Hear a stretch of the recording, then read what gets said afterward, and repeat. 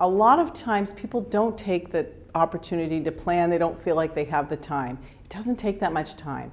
Give it 10 or 15 minutes to sit back and assess the situation in front of you. Ask yourself questions like, what do I have to gain through the conflict? And what do I have to lose? Because that's an important question. And what's the most important outcome I desire from having this conflict? So 1 is to think it through.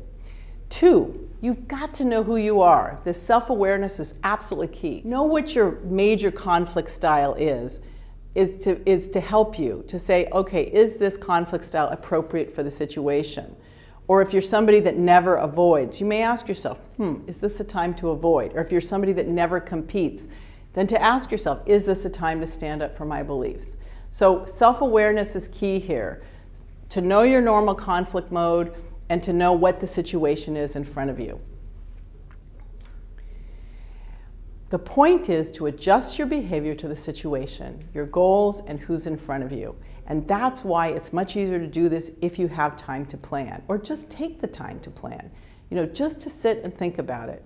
So, in order to have a constructive, conflictual conversation, you have to ask yourself if you know what the other person really wants. Once again, you don't want to jump to a conclusion, so don't assume. You probably need to ask. So here's where good inquiry really helps, because you could be jumping to conclusions. So you can say, so here's what's important to me. What's important to you here? Or even better, say what's important to you here, and after listening to them, then you say what's important to you.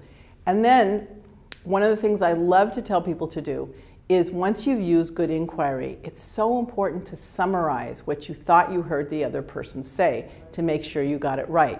Especially if there's any emotion, you can mishear what somebody says. So it's very important to say, okay, let me do a little reflective listening here. Here's what I heard you say. Did I get it right? Because that's the summary is where you're validating their point of view. And then they can say yes. And also, once in a while, they say no, and you're like, whoa, I didn't hear that.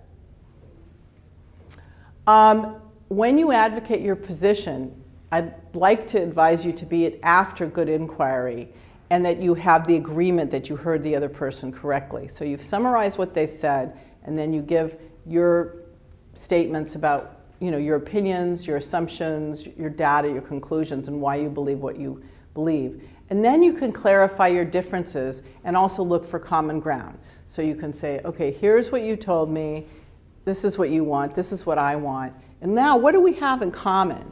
And it's important to find the other person's underlying motivator, and usually that would be found when you ask them what's most important to them. To try to get not just the position, not just the statement, but why. So if somebody said, I really don't like using email, I'd rather use voicemail, maybe to understand why that is for them, like, more important to use voicemail than email rather than just accepting, so you can kind of understand where they're coming from.